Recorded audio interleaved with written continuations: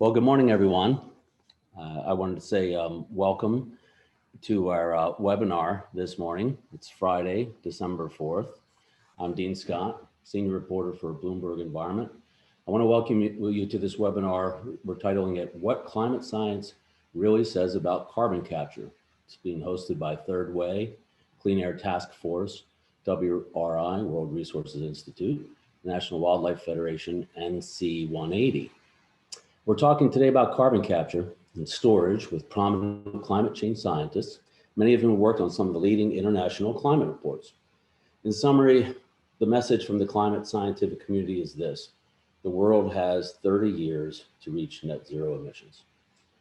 Many see these low carbon technologies as an essential tool to combating climate change, amid renewed interest sparked by President-elect Joe Biden's platform, which calls for net zero emissions by mid-century and specifically mentions a role for carbon capture. But there are others who say it's a more complex question than that. So we'll turn to the referees, some of the foremost climate scientists, to hear what they say about carbon capture. We'll be speaking with Ms. Sam McCulloch, Head of Carbon Capture Use and Storage at the IEA, Dr. Glen Peters, Research Director for the Center for International Climate Research, or CICERO, an author of IPCC's 5th assessment report and lead author of the forthcoming 6th assessment report, and Professor Dr. Helene de Koning. She's professor in socio-technical innovation and climate change at Eindhoven University of Technology, coordinating lead author of the IPCC special report on 1.5C 2018, and for the 6th assessment report, which is forthcoming. So I'd like to turn it over to you, Sam McCulloch.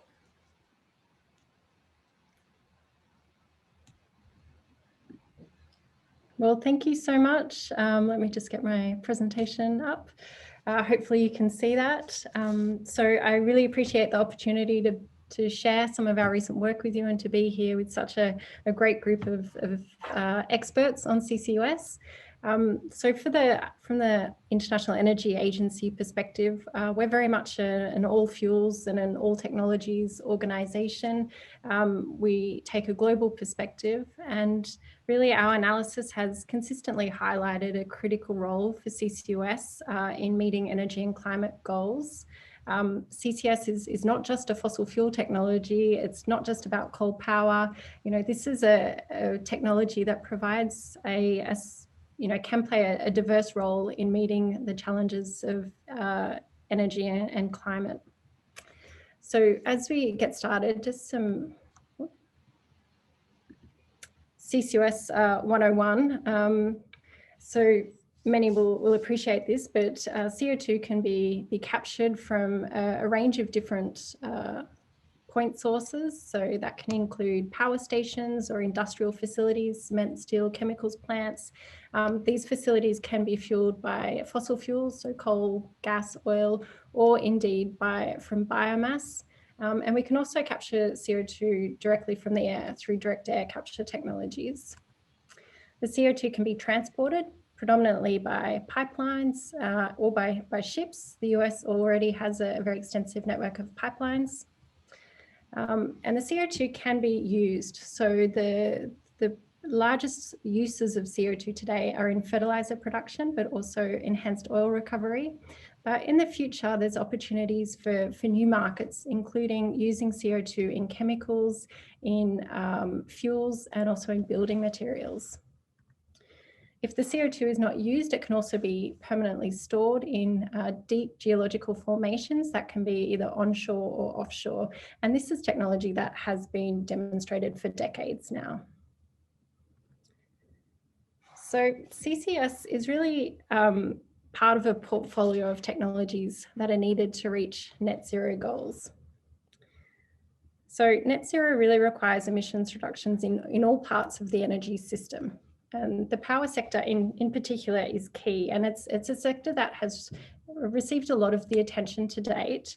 Rightly so, we've seen very, very impressive cost reductions and deployment around solar PV and wind technologies. But a focus on power alone is really not enough to get to a net zero outcome. So 2/3 of our emissions reductions will actually need to come from transport, from buildings, from heavy industry.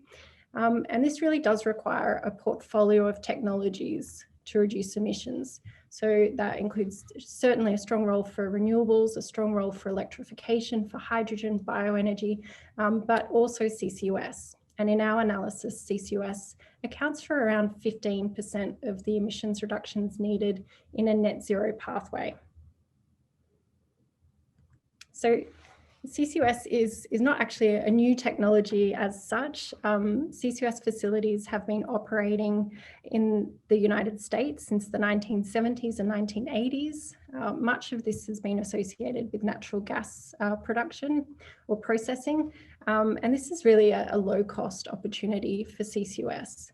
But you can see just in the last decade, we've had a considerable expansion in CCUS in terms of the number of facilities and the amount of CO2 being captured, but also in terms of the different applications. So we now have CCUS applied to, for example, coal-fired power plants, to a steel plant, to hydrogen facilities, for example. But when we look at a net zero transition, there's a very significant scale up required and a very diverse role for CCUS. Essentially, CCUS contributes to emissions reductions in almost all parts of the energy system in our analysis.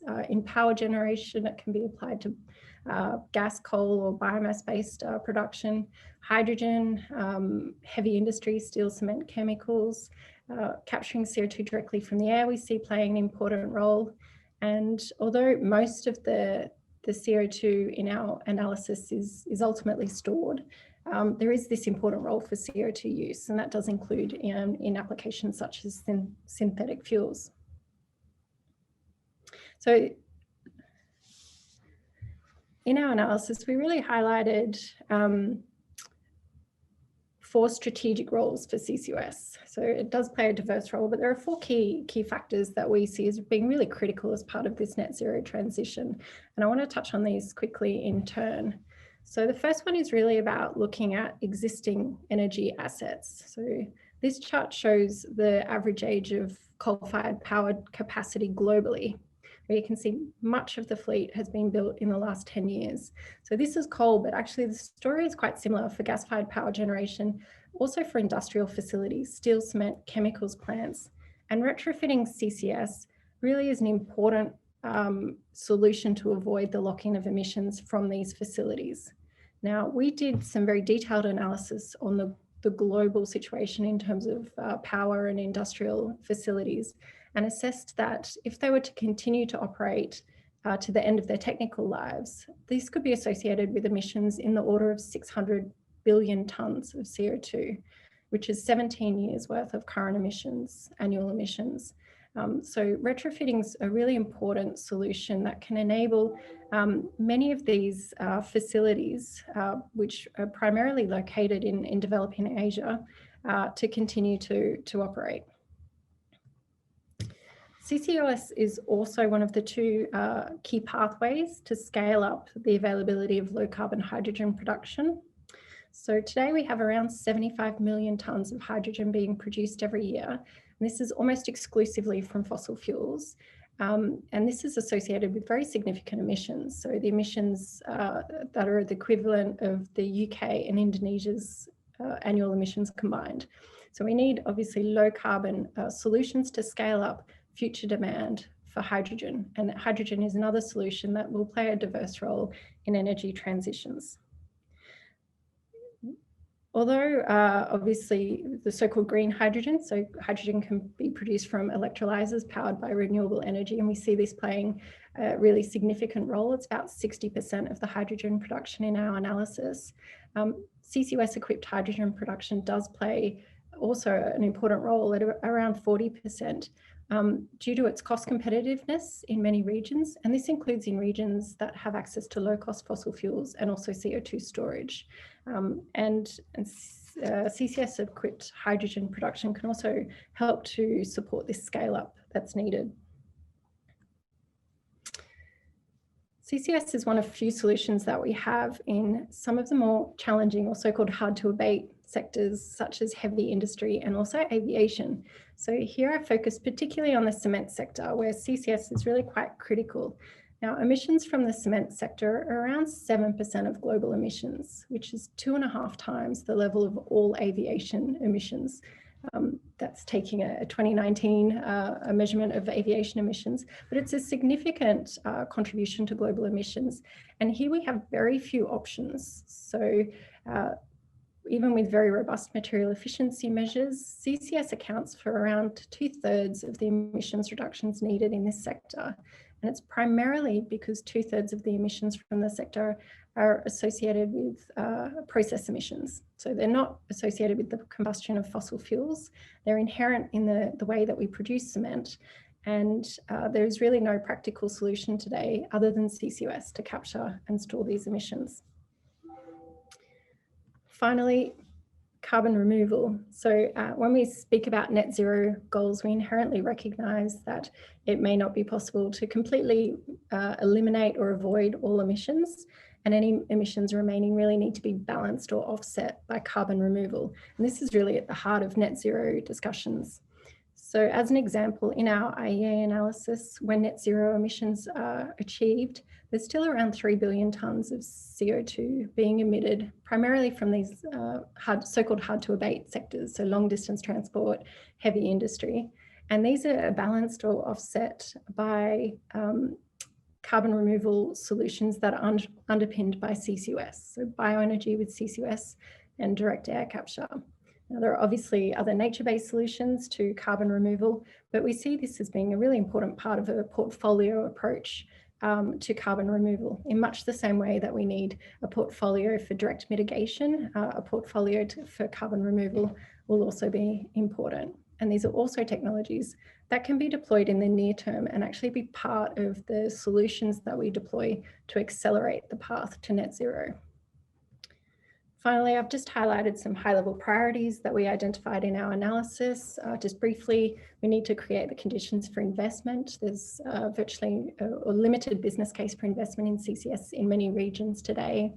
Targeting industrial hubs with shared infrastructure can help to reduce costs and complexity. Storage will be needed to underpin CCUS deployment. This is an area that needs further attention and investment. And still there is a case for boosting innovation in critical technologies, including applications such as cement. So with that, thank you so much. Thank you, Sam.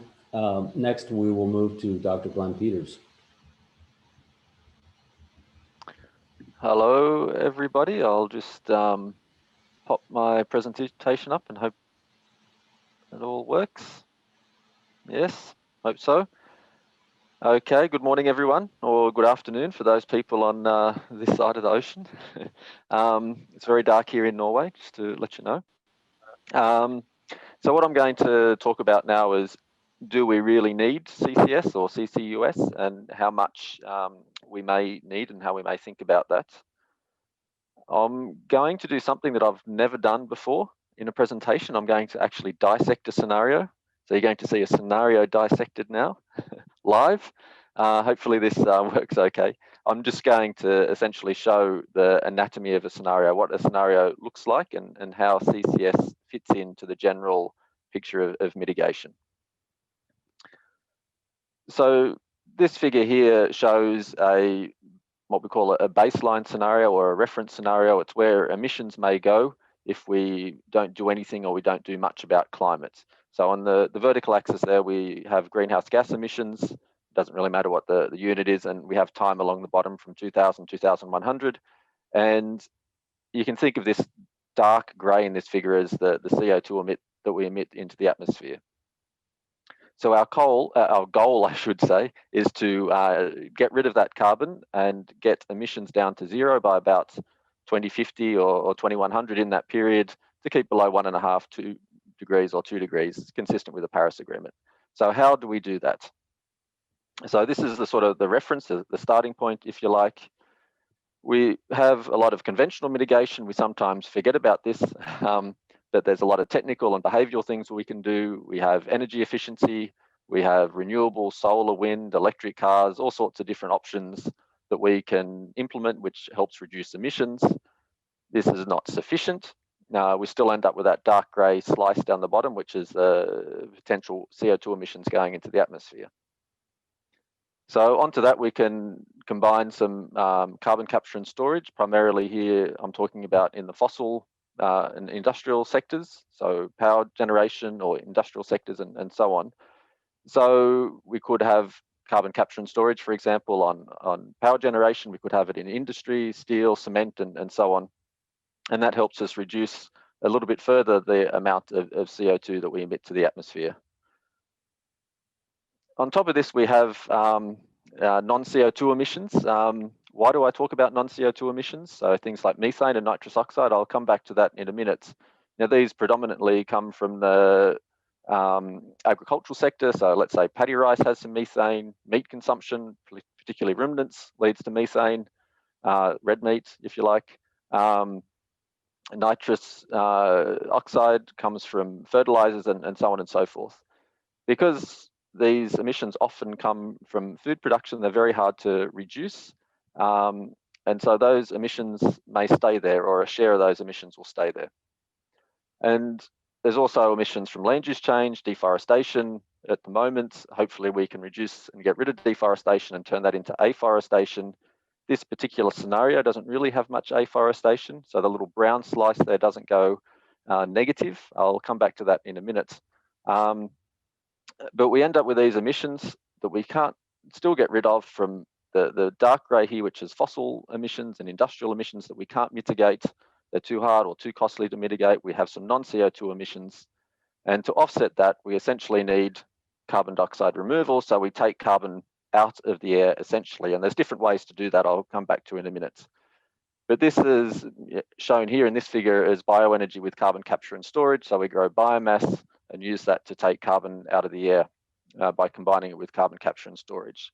So this is essentially how we mitigate. So from the top, we have some baseline, we have some normal mitigation, solar, wind, electric vehicles, let's say. We have some carbon capture and storage on fossil fuels, industrial sector, cement, maybe coal power, gas power.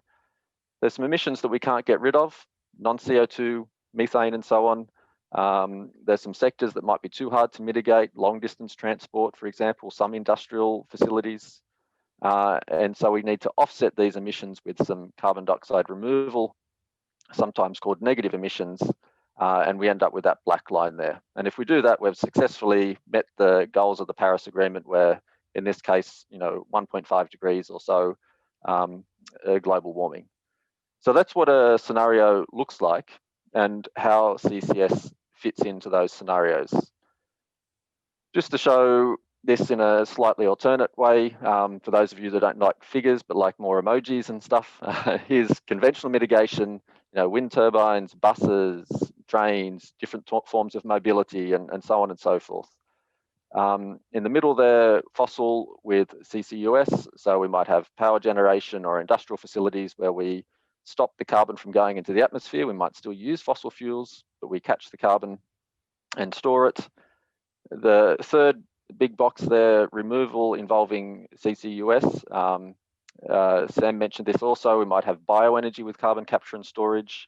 So we grow trees, those trees take carbon out of the air.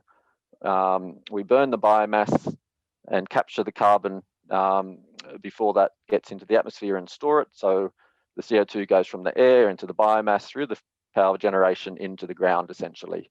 This removes CO2.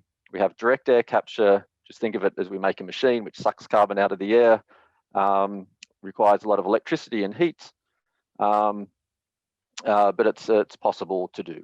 And the last box there, and a few people have mentioned this question in the chat, what about other forms of carbon dioxide removal? There's things like afforestation, biochar, soil carbon more generally, enhanced weathering, which is basically crushing rocks, ocean fertilization. So they fit into the picture as well, but they're not using the carbon capture technology that we're thinking about when we generally talk about carbon capture and storage. So one important thing is I showed you a particular scenario from one model. There's actually lots of different ways to get below 1.5 degrees. If I consider 2 degrees or 2.5 degrees, there's also lots of different ways. They generally have the same characteristics, But as you see by all these lines here, there's about 50 scenarios consistent with 1.5 degrees. They're all a little bit different.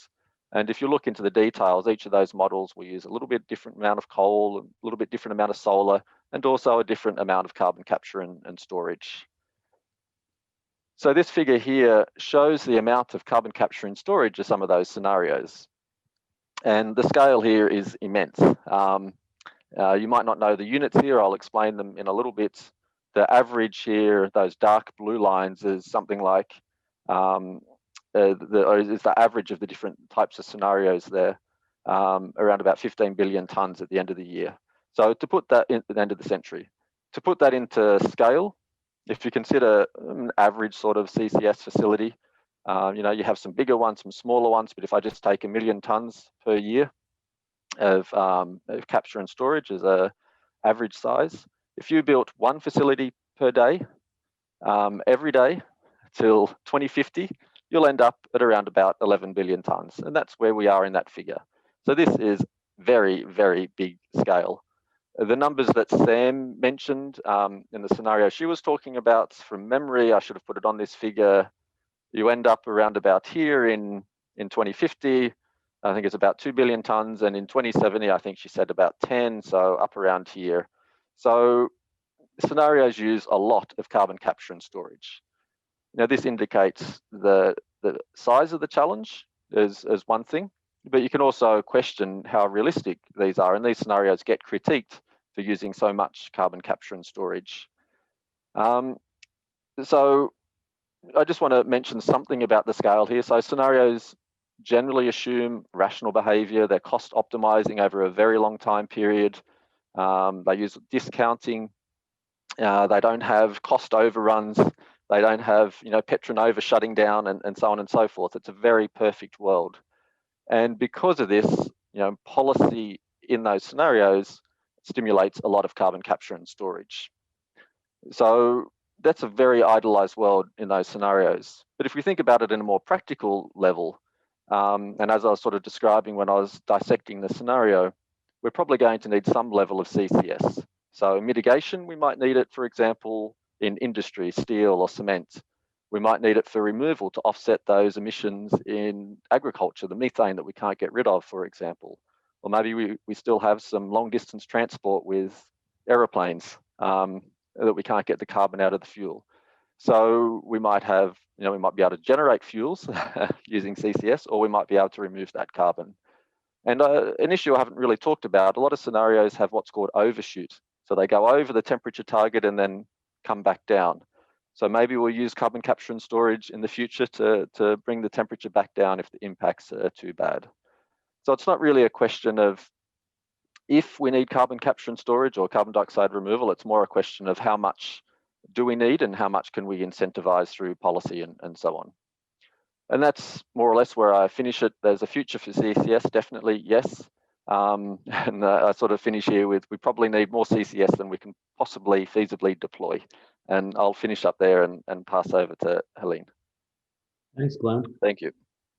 Dr. Cohen, go ahead. Yeah, thanks. I'll also share my slides if Glenn can share. I'm finding the button there. Rightio, you should be able to go now. It's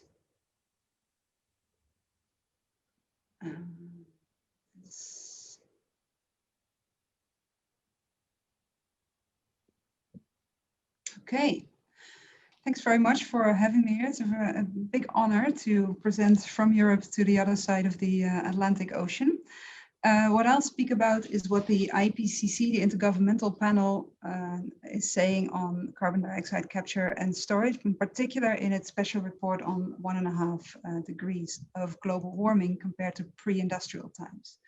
Just a couple of words on that report. It was published in October 2018. About 90 authors from 40 countries worked on it. The IPCC reports are based on peer-reviewed literature, and in this report about 6,000 individual papers were included as references. Of course, many more were studied.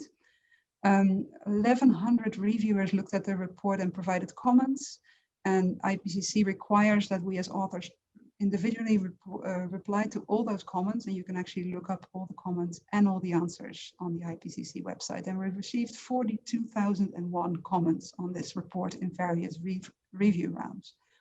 So this is just to say that it's been a pretty rigorous piece of work.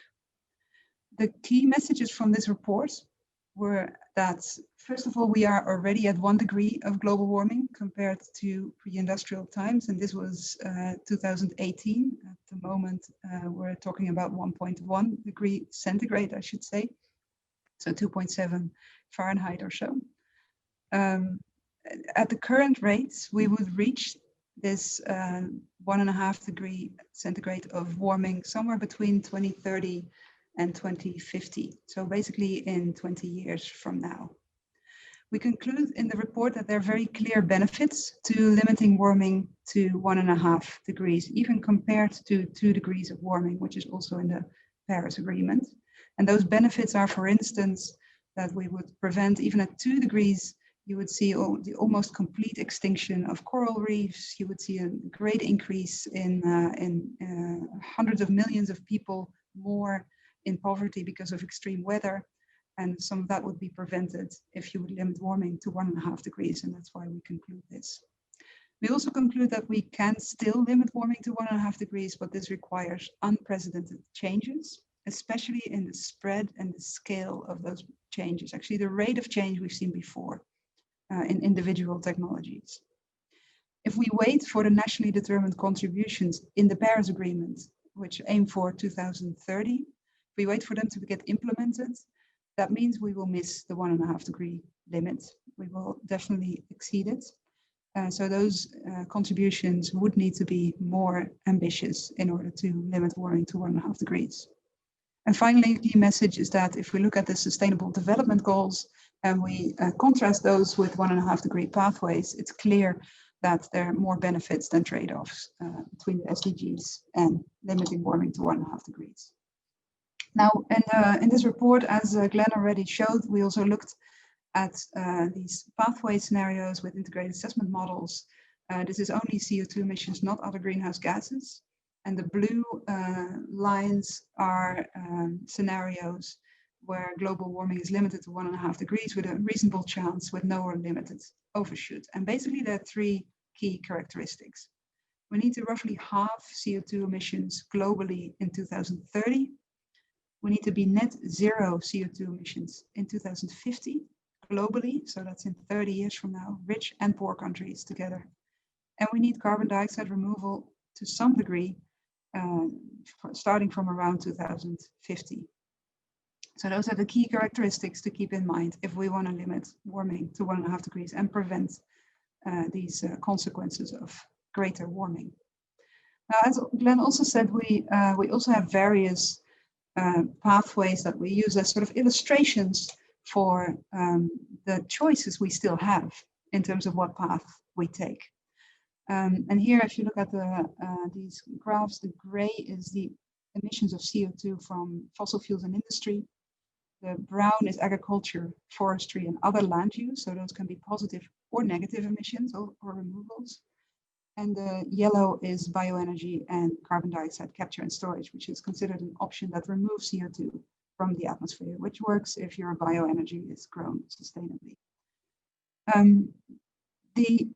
What I should say about this is that the scenarios in the 1.5 degrees report only take into account these 2 options for carbon dioxide removal from the atmosphere, so only AFLU and BECCS, because the models were not yet handling direct air capture, for instance, or biochar or ocean-based CDR options. So this is only these 2 options, which limits the choice, obviously.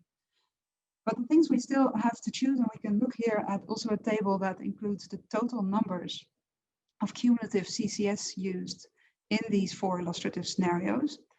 And if we look, for instance, at this P3 scenario, which follows historical patterns and cleans up production quite a bit, but doesn't really change anything fundamentally, we see that between 650 and 700 gigatons of CO2 cumulatively would be stored in CCS. And of that, about 2/3 would be with bioenergy and CCS. The rest is, of course, fossil fuel-based industry, like cement, but also other industries, and also some power sector CCS. Although in most of these scenarios, coal-fired power is quickly replaced by renewables. However, there's also other options. This P1 scenario is actually a scenario that reduces emissions very quickly by lowering energy demand and really downsizes the energy system without really limiting energy services, so people still have a good life. And by doing that, by implementing that in a scenario, you could actually completely avoid the use of CCS. But for that, you need immediate action, basically, and very quick action. And we're not seeing the degree of action of that at the moment. So CCS really has two roles in IPCC scenarios, and I think this is very consistent with what both Sam and Glen have been saying: to reduce CO2 emissions from fossil fuel operations and to remove CO2 from the atmosphere. But for that, you need either biomass or direct air capture in order to make that happen. Now, another thing we did in the IPCC report, the 1.5 degrees report, is look at the feasibility of various mitigation options in various system transitions. So we identified 4 different system transitions in energy and in industry in order to make these pathways happen. And we look more bottom up in this way. So not with big models, but really looking at what's happening on the ground in reality. And we also try to look beyond just technological and economic feasibility, but also socio-cultural feasibility, institutional, geophysical, and environmental feasibility. So in these 6 dimensions, we try to look at the literature on various mitigation and adaptation options, actually. And we came up with this type of table, and I put the 4 CCS options that we looked at in here, as well as solar PV, just for comparison. And you see here some indication of the amount of evidence and the amount of agreement of that evidence. So that's the amount of literature we have, and also some contextual factors. Now, this report is very much at the global level. And of course, it's very hard to determine feasibility of a mitigation option at the global level, because these things are often location specific, and that's why the context is there. But generally speaking, the darker the color, the higher the feasibility. And we see that CCS still has a little bit of a way to go. Technologically, most options are getting close, except for direct air capture, which still has a lot of development to do. But for instance, for socio-cultural feasibility, there's often not a lot of literature available, or we know there are issues and there are big barriers. And for many options as well, it's sort of medium. There's still barriers, but there's also there's already some progress made. But it's clear that that CCS still needs development and scale up and reduction of costs in order to be feasible. And finally, in order to make that happen, we also did an assessment in the report, and we identified 6 key enabling conditions to allow these system transitions to happen, and also for CCS to play its role in that. And one is multi-level governance, really all actors having to work together. We need more capacity, people who know what they're doing, technical capacity, but also institutional capacity. And not just in the United States and Europe, but also all over the world. We need behavioral change, and that includes acceptance of a new technology and involving people in their rollout. We need technological innovation, obviously, to scale up technologies and bring costs down. Policy instruments, not just carbon pricing, but a mix of instruments for most options. And finally, we need finance and investments. We need investments in infrastructure, for instance, for CCS, for CO2 pipeline infrastructure to connect the CO2 sources and their sinks. Thank you very much for your attention. Thank you, Elaine. I'd like to do a couple quick questions. I'm going to combine a question. This is for Sam. This is the sort of combining threads from 2 or 3 questions. On the cost and storage issue, how do we drive down the cost of CCS to the point where this is a technology that's feasible at the scale that you're talking about? And I would add, do we effectively have to have a price on carbon to do that, which we don't currently have, at least not widely, and certainly not in the United States. And the other issue is on storage. What is the realistic sort of estimate of the ability of our planet to sort of handle the volumes of storage that we'll need to get to this mid-century net zero target? Well, thank you for the questions. Perhaps if I tackle the storage question first. The theoretical potential for geological storage is vast, and it's well in excess of what we're likely to need, even under some of Glen's scenarios that he was showing for CCUS. But the disclaimer with that is that there's a very big difference between a theoretical capacity for storage and having storage identified to a level where we're confident that it can store a certain amount of CO2 over a given period of time. And so there's a significant amount of work to be done in many regions. I'd say the US is very well advanced in this space, but in many regions globally, to really do the characterization and assessment for CO2 storage to understand where the CO2 can be stored and how much. But in theory, the potential is well in excess of what we would need. And to give you an example, in our sustainable development scenario analysis, the net zero analysis, we used less than 3% of global theoretical storage capacity. But again, with this understanding that there will be a difference between theoretical capacity and accessible capacity. Just on costs, I think it's really important to highlight that CCS is not just one technology with one cost. So there are a range of different applications, and it can be a relatively low cost solution in some cases. So CO2, for example, in natural gas processing or other applications, can be as low as $20, $25 per ton of CO2 captured. But in other applications, including in power generation and heavy industry, it is more expensive. And in these applications, we're at an earlier stage of the commercialization pathway. And so they are at a higher cost, but we're already seeing, even just with a few number of plants being built at scale, the costs are declining in the order of 30% for each plant. So there's very significant potential to reduce the costs. And I think with further deployment, we'll see not only technology driving cost reductions, but business models and deployment models, cheaper financing being available. There's a number of factors that can help drive the cost of CCUS technologies down. But I would also perhaps highlight that, in some cases, we don't have this luxury of sitting back and saying it's just too expensive.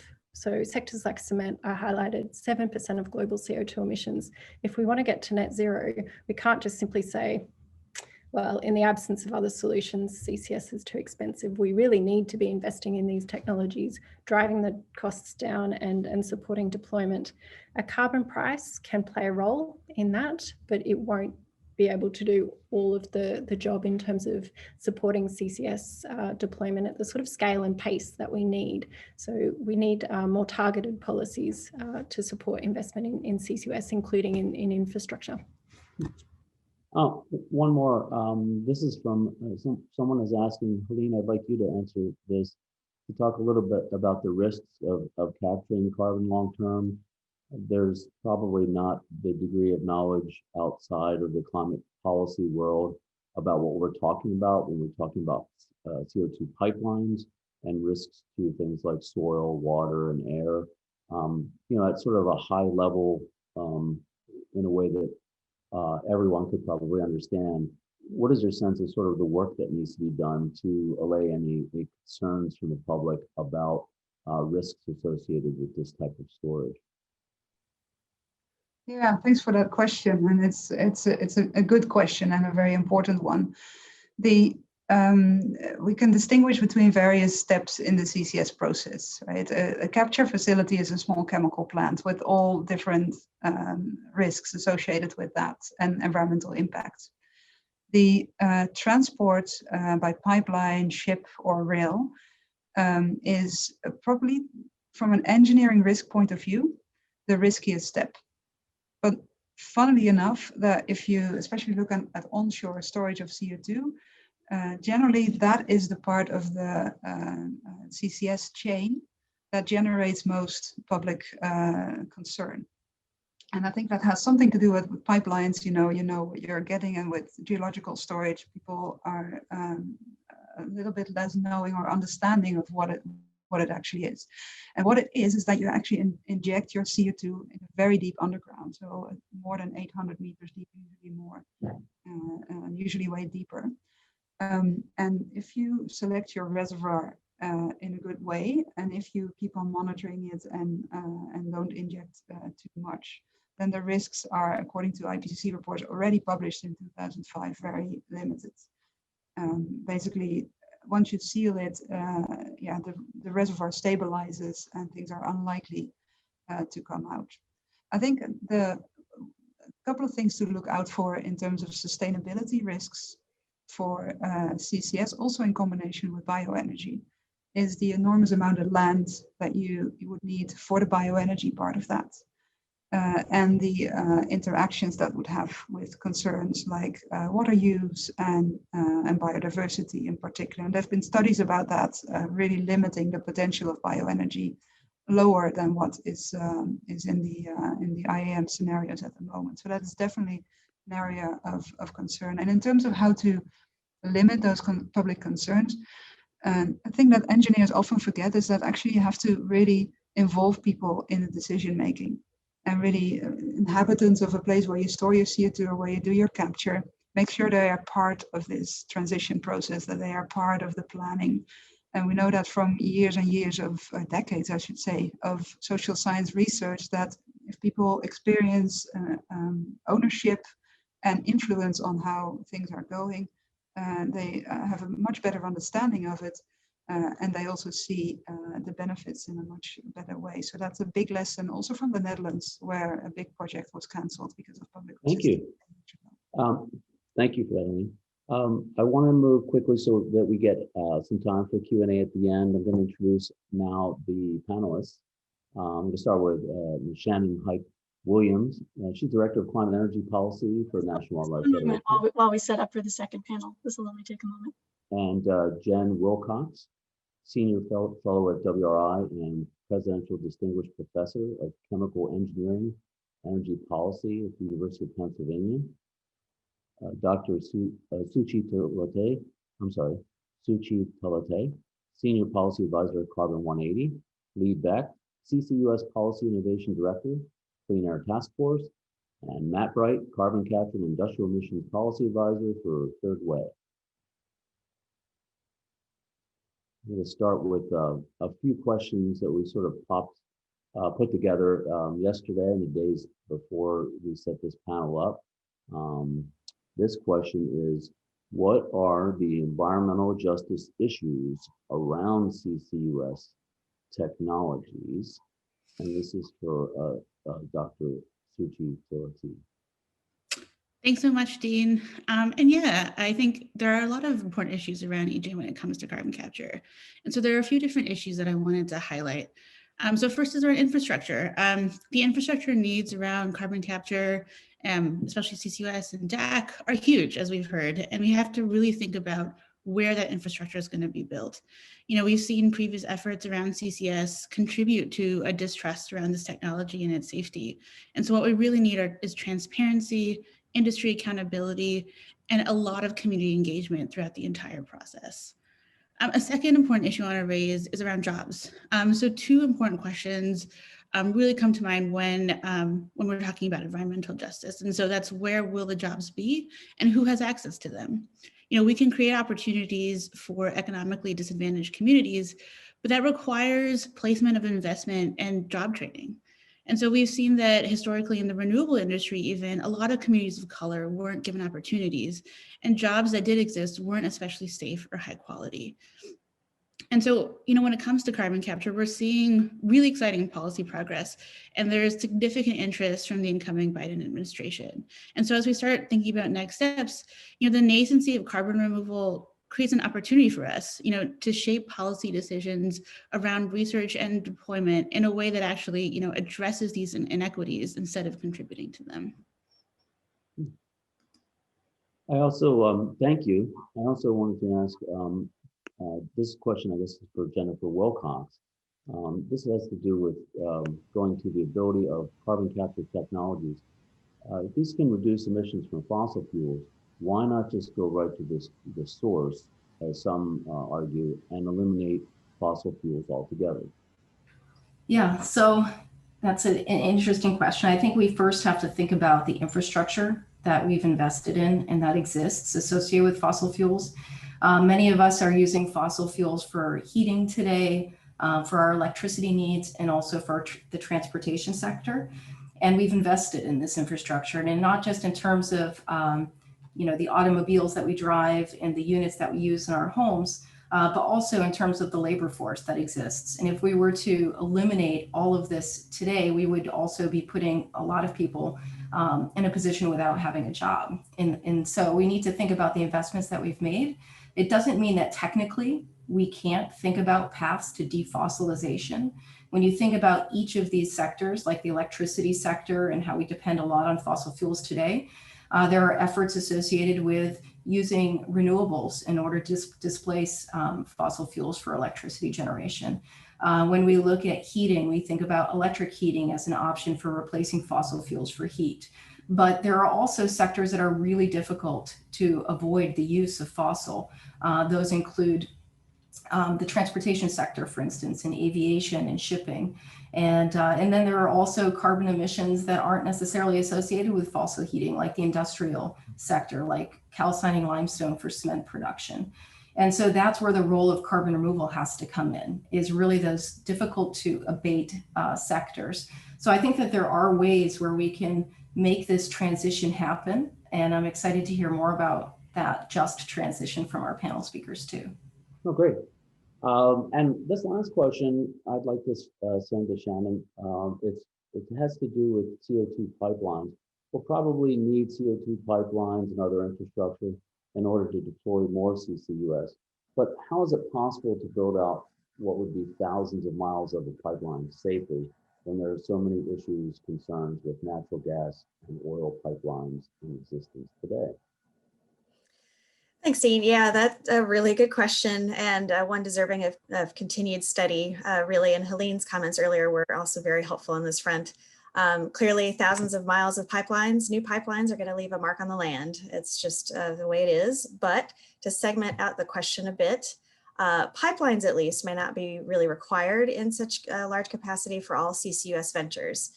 So talking about direct air capture, for example, if you were to locate that next to storage sites or manufacturing facilities that are using that captured carbon as an input into their new products or processes, that likely won't require a whole lot of carbon transport related infrastructure.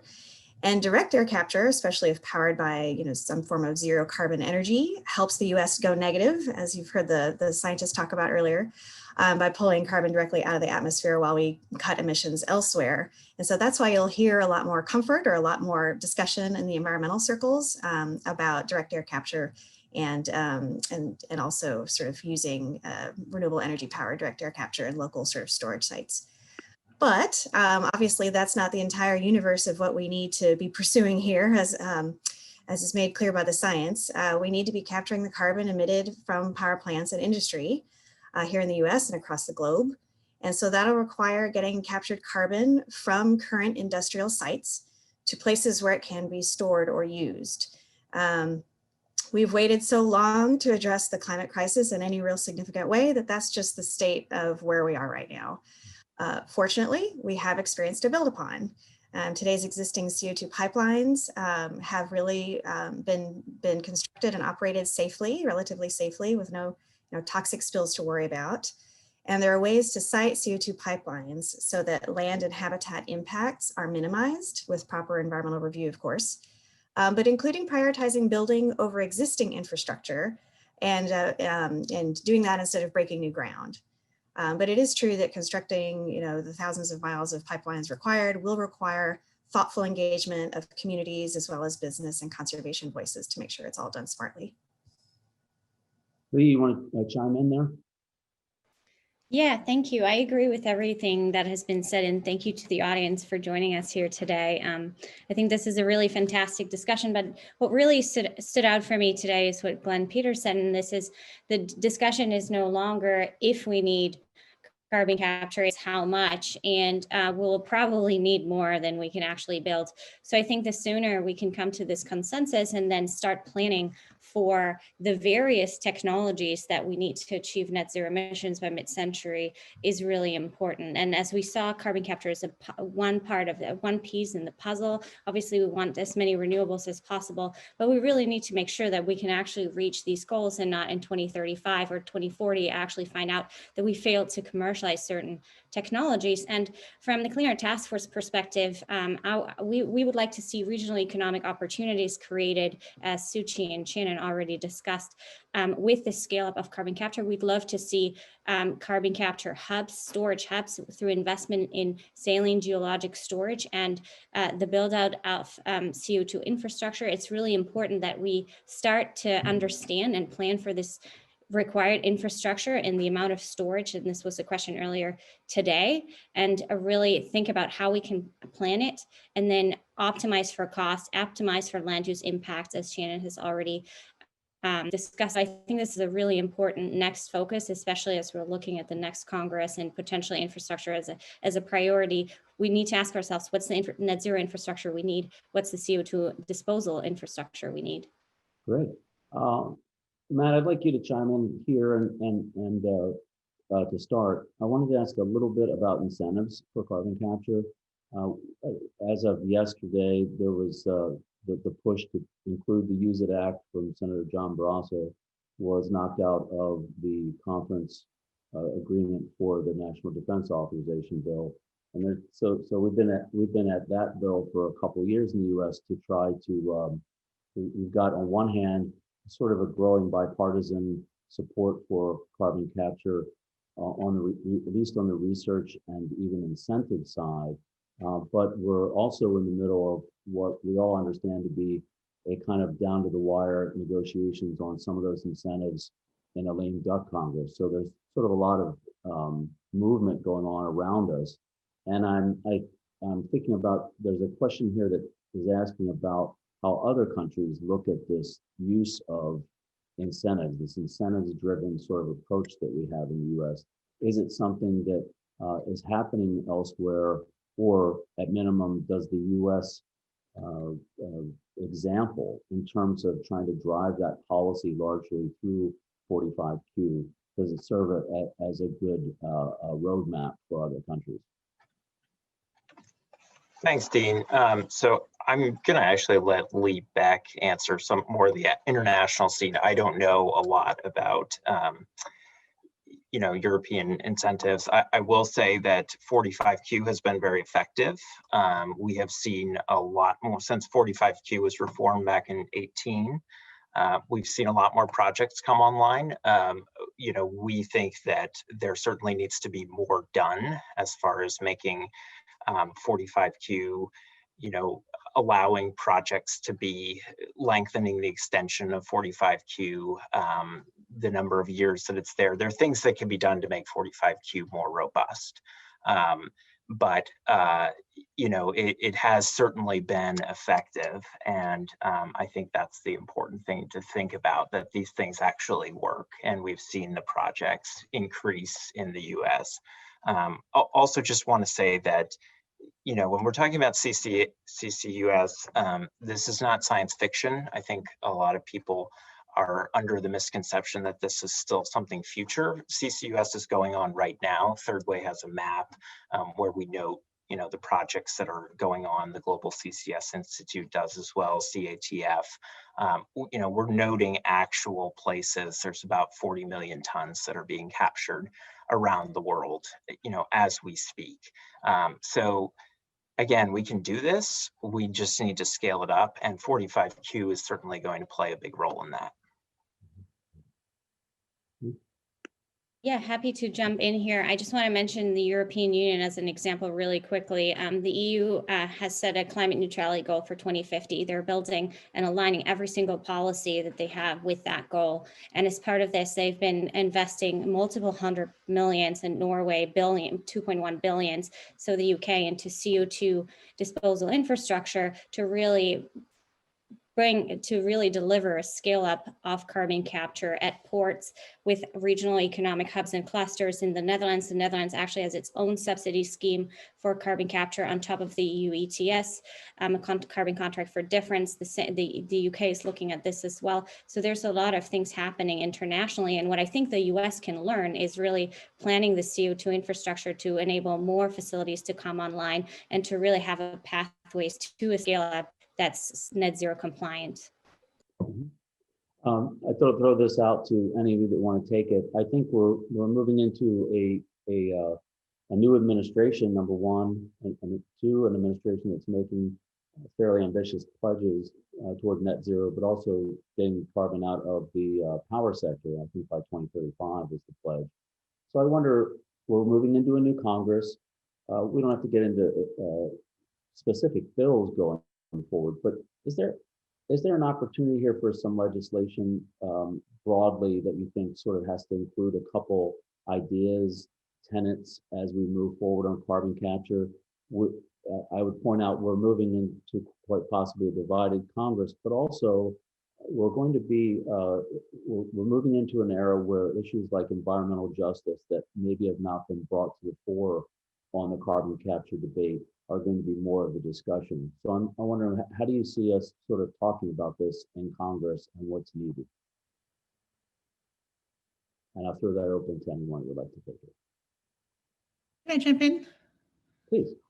Yeah, thank you so much for that question, Dean. I think there are still a lot of opportunities, even though we will have a divided Congress potentially. And I think because, you know, carbon capture has been bipartisan, there are a lot of different areas that we can potentially move carbon capture forward in.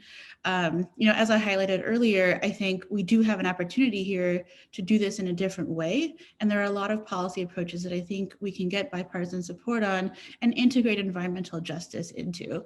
I don't think environmental justice is a partisan issue. I think we all want to see communities succeed, especially when it comes to, you know, climate vulnerable and, you know, labor vulnerable areas. And so I think integrating this into policy and ensuring that these conversations are, you know, extremely inclusive is going to be really, really important as we approach this next Congress. Anyone else?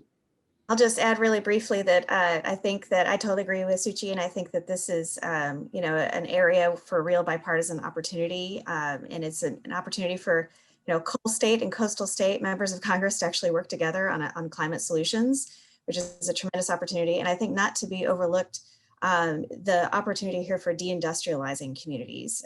So this really does open sort of equity and justice issues up to more than sort of where you are conventionally kind of considered to be environmental justice issues. I mean, we're talking about, you know, trying to clean up the environment for everyone, as well as economic opportunity and jobs back to regions across the country.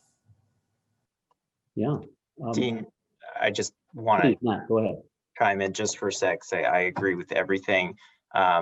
We're almost at about time here, but I just wanted to mention that Third Way has put together a sort of recap of the IPCC reports, IEA, National Academies, called the Science-Based Case for CCUS. We sent that around. But if you want sort of a recap of what all the scientists said, and again, just getting back to the basics of what does science say about CCUS, we got you covered. Great. Yeah, and I would mention a lot of these groups, as I sign off, have a lot of great resources, not just the expertise of the group. Clean Air Task Force keeps a sort of running Excel spreadsheet of the CCS projects that have been announced since the 2018 45Q tax credit was launched, that I found very useful. And all these groups have really great resources. So I want to thank Third Way, Clean Air Task Force, WRI, National Wildlife Federation, and C180 for hosting this. Thanks to all of you for joining today. Thanks, everyone. Have a great day.